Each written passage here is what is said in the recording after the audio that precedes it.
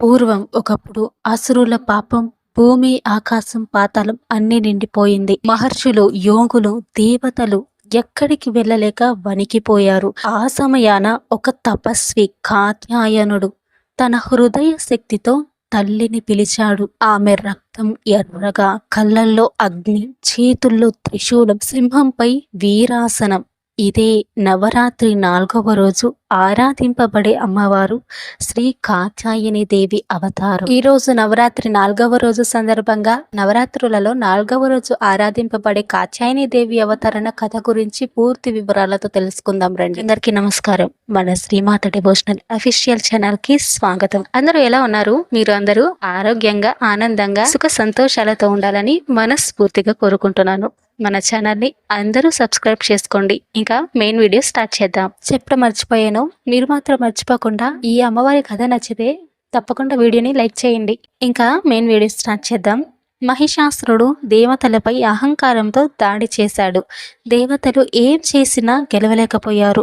ఆ రాక్షసుని వధించగలిగేది దేవి శక్తి మాత్రమే. అందుకే దేవతలందరి తేజస్సు ఒకటిగా కలిసి ఒక ప్రశాంతవంతమైన జ్యోతి రూపంలో వెలిగింది. ఆ జ్యోతిని మహర్షి కాత్యాయనుడు తన తపస్సుతో ఆహ్వానించి తన ఆశ్రమంలో పూజలు చేశాడు. ఆ తపస్సుకు ఫలితంగా జన్మించిన దేవతే కాత్యాయని దేవి.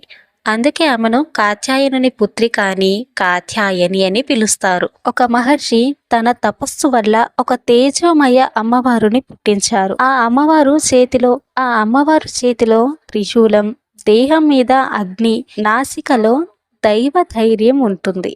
ఏ దేవతలు చెయ్యలేని పని ఒకే అమ్మవారు చేశారు. ఇది కేవలం పోరాట గాథ కాదు, మన హృదయాల్లోని దురితానికి ఎదురైన ఆధ్యాత్మిక సంకేతం. ఇది కాత్యాయని దేవి యొక్క యుద్ధ కథ. ఇప్పుడు ఈ కథను మీరు శ్రద్ధగా విన్నట్లయితే మీ కళ్ళ ముందు ఆ దృశ్యాలు కనపడతాయి. పూర్వకాలం భూమి, స్వర్గం, పాతాళం అన్ని అశాంతితో నిండిపోయాయి. మహిషాసురుల కుటుంబం, ఇతర రాక్షస శక్తులు, చండముండల వంటి విభక్త వర్గాలు శక్తివంతములయ్యాయి. వారు యజ్ఞాలను దాడి చేసి యజ్ఞాలు చేసే ఋషులను అడ్డుకుంటున్నారు, ధర్మాన్ని అణిచివేస్తున్నారు. దేవతలు, మహర్షులు, బ్రహ్మగణం అందరూ బాధతో ఎదిరిస్తారు. ఇంద్రుడు తమ శక్తి పోసి యుద్ధం చేసినప్పటికీ వారిలోని అహంకారం, మార్పు సరిగ్గా పోరాడలేకపోతుంది. వీరి పోరాటం ఒక దశకు వచ్చాక మిగతా మార్గం దేవశక్తి విరాట రూపం వలన తప్పనిసరి అనిపించింది. దేవతలు బ్రహ్మ, విష్ణువు, మహేశ్వరుల ముఖ్యులతో కలిసి ఈ విషయాన్ని చర్చించారు. ఎవరి శక్తి ఎంత అది కాదు, పరాశక్తి లేకుండా రాకష్ట్యాన్ని అధిగమించలేమనే కథనం కనపడుతుంది. చివరకు ఆ మహా తేజస్సు సమీకరించబడి ఒక అమోఘ తీర్పు దక్కుతుంది. ఆ శక్తి ఒక దేవతగా ప్రతి జన్మలో ఒకసారి విషమే తొలగించేలా కనబడాలి. ఈ సందర్భంలో మహర్షి కాత్యాయనుని పేరు వెలుగులోకి వస్తుంది. ధూమ్ర పదోత్పన్నుడైన దివ్య ఆశ్రమస్థుడు, తను తపస్సు గొంతుని కలిగిన మహర్షి. అతని తపస్సు విశేషంగా ప్రజలకు తెలిసి ఉంటుంది. అతని మనసులో ధర్మ సంకల్పం విజృంభిస్తుంది. దేవతల ఆరాధనకు ప్రతిఫలంగా అతనికి భక్తి నేరుగా చేయబడుతుంది. అతని హృదయ కారణంతో మాతృశక్తి జన్మించాలి. దేవతలందరూ కాత్యాయనుడితో ఈ విషయమంతా చెప్పగా కాత్యాయనుడు తన ఆశ్రమంలో తీవ్ర తపస్సు ప్రారంభించాడు. వ్రతానికి ఆహారాన్ని త్యాజించి ఘనమైన మంత్రాలను జపిస్తూనే ఆ తపస్సు ఐశ్వర్యపరమైనది అవుతుంది. ఒకరోజు ఆటి తపస్సు ఫలితంగా పరాశక్తి ప్రత్యక్షమవుతుంది. మెరుగున ముద్దలా వెలికే ఒక రూపం.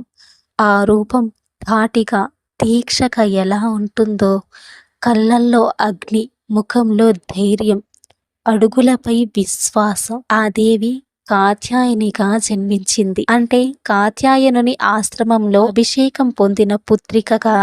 అందుకే ఆమెకు కాత్యాయని అని పేరుంది. ఆ మహర్షి పేరును గౌరవించే రూపం కాత్యాయని దేవి. విష్ణువు తన చక్రం ఇచ్చి చెప్పాడు, ఈ చక్రం నీ శక్తికి వ్యతిరేక శత్రువులను విభజించి గాయాలను చేయగలదు అని చెప్పాడు. ఇంద్రుడు తన వజ్రాన్ని ఇచ్చి అది నీ ధైర్యానికి పునాదులు ఇస్తుంది అని చెప్పాడు. బ్రహ్మ తన జ్ఞానదీపమును ఇచ్చి మంత్రశక్తి పునాది అని, శివుడు త్రిశూలాన్ని ఇచ్చి వేదీయ శక్తి సంహార శక్తి అని చెప్పారు. అందరి దేవతలు ఆయుధాలు అమ్మవారికి ఇచ్చారు. ఈ ఆయుధాలు సమాహారం కేవలం శాస్త్రాల సమాహారం మాత్రమే కాదు, ఇవి ప్రతి దేవుడు తన స్వాతంత్రానికి చెందిన శక్తి ప్రతీకలు. ఇవి అన్ని ఒకేసారి కలిగితే అమ్మవారి శక్తి మరింత విజృంభింపబడుతుంది. కాత్యాయని దేవికి ఆమె ప్రధాన వాహనం సింహం. సింహం అంటే ధైర్యం. సింహంలోని గర్జన ఆ రాక్షస సేనలను భయపెడుతుంది. కాత్యాయిని పుట్టిన వెంటనే ఆశ్రమంలో వేద మంత్రాలు పలికేవారు. శక్తి ఆ పూజ మంత్రాల వలన మరింత ఘనమవుతుంది. ఇది ఒక వేడుక మాత్రమే కాకుండా యుద్ధానికి సిద్ధత. కాత్యాయని దేవి ఆవిర్భావం రాక్షస సైన్యానికి భయంకరంగా మారింది. మహిషాసురుడు, శంభుడు, నిశంభుడు, చండుడు, ముండు, ధూమ్రలోచనుడు వంటి రాక్షస సాధిపతులు తమ దళాలతో సమరానికి బయలుదేరారు. వారి సేనల రూపం గగనాన్ని కప్పేస్తుంది. ఎర్రని కళ్ళతో మిలమిలలాడే యోధులు పెద్ద కఠోర గదలతో, ఖడ్గాలతో, రక్తమాలలు ధరించి యుద్ధానికి బయలుదేరారు. భూమి కప్పిస్తుంది, గగనం తూలుతుంది. ఇది కేవలం యుద్ధం కాదు, ధర్మ అధర్మాల మధ్య తుది నిర్ణయం. దేవతలు భయపడకుండా కాత్యాయని శక్తిని నమ్మి జై కాత్యాయని మాత అంటూ గర్జిస్తున్నారు. వారి గర్జనలో విశ్వాసం ఉంది.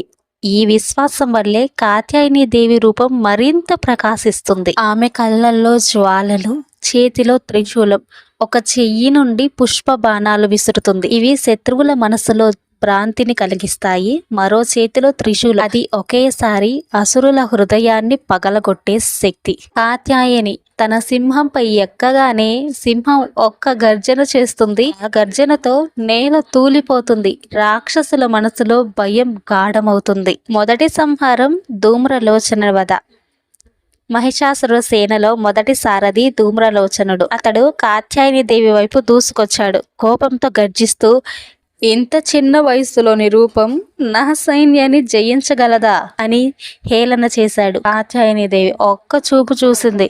ఆ చూపులో నుంచి జ్వాల వెలువడింది. ధూమ్రలోచనుడి శరీరం అంతా భస్మమైపోయింది. ఇది మొదటి విజయ సూచకం. తరువాత చండముండ వధ. తరువాత రంగంలోకి చండుడు, ముండు వచ్చారు. ఇద్దరు బలశాలులు, రక్తమాలలతో కిరాతకులు. వారు గర్జిస్తూ కాత్యాయనిపై దాడి చేశారు. ఒకరు ఖడ్గంతో, మరొకరు గదతో ఆమెపై పడగొట్టాలని ప్రయత్నించారు. కాత్యాయని సింహం వీరి దాడిని అడ్డుకుంది. సింహం పంచ ముండుడి ఛాతి మీద పడి అతన్ని నేల కూల్చింది. చండుడు పైకి దూకగానే కాత్యాయని త్రిశూలాన్ని అతని హృదయంలో దింపేసింది. ఇద్దరు అక్కడికక్కడే నశించారు.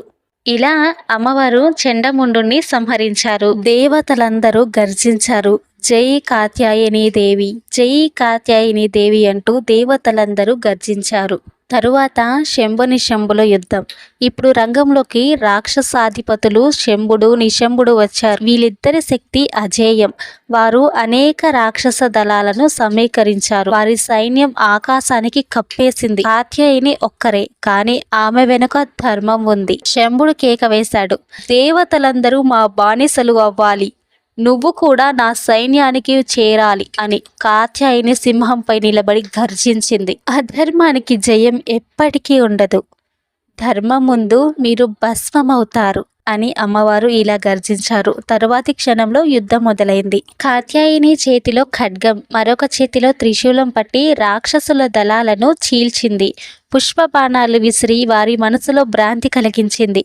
త్రిశూలం ఒక్కసారి గుచ్చితే రాక్షసులు 10 మంది నశించిపోతున్నారు. నిశుంభుడు ఆగ్రహంతో పెద్ద గదను విసిరాడు. కాత్యాయని దేవి సింహం దానిని మధ్యలోనే తొక్కేసింది. శంభుడు శక్తివంతమైన ఖడ్గంతో దాడి చేశాడు. కాత్యాయని ఒక చేత్తో దాన్ని అడ్డుకుంది. మరొక చేత్తో త్రిశూలాన్ని అతని ఛాతికి దింపింది. శుంభుడు పడిపోయాడు. నిశుంభుడు కూడా తన అన్న పతనాన్ని చూసి భయపడ్డాడు. తన దాడికి ప్రతీకగా కాత్యాయని తన ఖడ్గంతో అతని తల నరికేసింది. రాక్షసులు అందరూ నశించిన వెంటనే దేవతలు గగనాల వీధుల్లో పుష్పవర్షం కురిపించారు. జై కాత్యాయని మాత, జై కాత్యాయని మాత, జై జై కాత్యాయని మాత అంటూ గగనమంతా మారుమోగింది. ఈ యుద్ధం ఒక పెద్ద సంకేతం. అధర్మం ఎంత శక్తివంతమైనా ధర్మం ముందు నిలవలేదు. రాక్షస సైన్యం అంతా నాశనమయ్యింది. శుంభ నిశుంభులు, చండముండు వంటి శక్తివంతులు భస్మమయ్యారు. ఇంకా ఒక రాక్షస శక్తి మిగిలి ఉంది. అదే మహిషాసురుడు. అతడు గర్జిస్తూ యుద్ధరంగంలోకి అడుగుపెట్టాడు. భూమి కంపిస్తోంది. గగనంలో మేఘాలు చెలరేగుతున్నాయి. అతడు రూపం భయంకరమైనది. కొన్నిసార్లు మానవ రూపంలో, కొన్నిసార్లు జంతు రూపంలో ఇలా రూపాలు మారుస్తున్నాడు. అతడి శరీరం నలుపు మేఘంలా మెరుస్తూ ఉంది. గలం నుండి మెరుపులు చెలరేగుతున్నాయి. కాత్యాయని దేవి సింహంపై నిలబడి ఇలా గర్జించింది. ధర్మం ఎప్పుడూ నిలుస్తుంది. నీ అధర్మానికి ఇక అంతం తప్పదు. ఇలా అంది కాత్యాయని దేవి.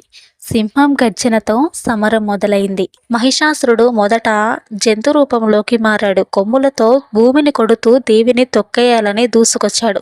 కాత్యాయిని తన ఖడ్గంతో అతడి కొమ్ములను త్రొక్కేసింది. కానీ మహిషాసురుడు వెంటనే వేరే జంతు రూపానికి మారాడు. ఏనుగు రూపంలో అతడు పెద్ద తొండంలో కాత్యాయిని పట్టుకోవాలని ప్రయత్నించాడు.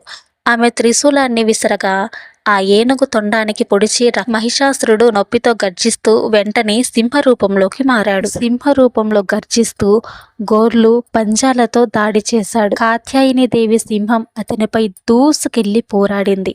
రెండు సింహాల యుద్ధం చూస్తున్న దృశ్యం ఆకాశాన్ని కంపించింది. కాత్యాయని తన త్రిశూలాన్ని మహిషాసురుని ఛాతిలో దింపింది. అతడు వెంటనే మానవ రూపంలోకి మారాడు. ఇప్పుడు మహిషాసురుడు తన అజేయ మానవ రూపంలో నిలిచాడు. అతడి కళ్ళు అగ్నిలా మండుతున్నాయి. అతడి చేతిలో పెద్ద గద, భీకర ఖడ్గం ఉంది. మహిషాసురుడు, నువ్వు నన్ను జయించలేవు, నేను అమరుడును అని గర్జించాడు. కాత్యాయని, అధర్మం అమరుడైనా ఈ రోజే నీ అంతం అని గర్జించింది. ఇరువురి మధ్య భీకర సమరం ప్రారంభమైంది. మహిషాసురుడు తన గదను విసిరగా కాత్యాయిని తన ఖడ్గంతో దాన్ని చీల్చింది. అతడు ఖడ్గంతో దాడి చేయగా ఆమె కవచంతో అడ్డుకుంది. తరువాతి క్షణంలో దేవి తన త్రిశూలాన్ని అతడి ఛాతిలో బలంగా దింపింది. మహిషాసురుడు నేలపై కూలిపోయాడు. అతడు మళ్ళీ వేరే రూపం దాల్చాలని ప్రయత్నించాడు. కానీ కాత్యాయిని వెంటనే అతడి తలను ఖడ్గంతో నరికివేసింది. మహిషాసురుడిని సంహరించగానే గగన వీధులన్నీ మారుమోగాయి. జై కాత్యాయని, జై జై కాత్యాయని, జై జై మహిషాసురమర్దిని అంటూ దేవతలు పుష్పవర్షం కురిపించారు. వేద మంత్రాలు గగనాన్ని మారుమోగించాయి. దేవతలు, ఋషులు, గంధర్వులు అందరూ నమస్కరించి ప్రార్థించారు. కాత్యాయని దేవి ఇలా రాక్షసులందరినీ సంహరించింది. ఈ కథ ఒక మహా సందేశం ఇస్తుంది. అధర్మం ఎంత శక్తివంతమైనా, ఎన్ని రూపాలు మారుస్తూ మోసం చేసినా చివరికి ధర్మం ముందు నిలవలేదు. కాత్యాయని దేవి మనకు నేర్పింది, సత్యం, ధర్మం, విశ్వాసం ఉంటే ఏది అసాధ్యం కాదు. ఈ కథ ఏం చెప్తుంది అంటే చెడు ఎప్పటికీ నిలవదు అని. కాత్యాయని దేవి ఆశీర్వాదం మీ అందరిపై ఉండాలి. ఈ కథ మీకు నచ్చితే, మీకు ఇష్టపడితే తప్పకుండా ఈ వీడియోని లైక్ చేయండి. అమ్మవారి శక్తి మహిమలు అందరికీ తెలిసేలా మీకు తెలిసిన వాళ్ళందరికీ షేర్ చేయండి. అలాగే ఈ వీడియోపై మీ అభిప్రాయాన్ని కామెంట్ చేయండి. నా ఛానల్లో దేవీ దేవతల కథలు ఉంటాయి. ఈ కథలు మీరు ఇష్టపడితే నా ఛానల్ని సబ్స్క్రైబ్ చేసుకోండి. పక్కనే ఉన్న బెల్ ఐకాన్ని క్లిక్ చేయండి. నేను చేసే ప్రతి వీడియో మీకే ఫస్ట్ నోటిఫికేషన్గా వస్తాయి. ధన్యవాదాలు. జై Katyayani Devi. Thank you for watching.